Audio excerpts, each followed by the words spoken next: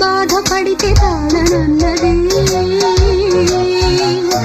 మనుషులెరుగలేరు మామూలు ప్రేమ కాదు, అగ్ని కంటే స్వచ్ఛమైనది. మమకారమే ఈ లాలి పాటగా రాసేది హృదయమా, ఉమాదేవిగా శివుని అర్ధభాగమైనాలోన నిలువుమా. శుభ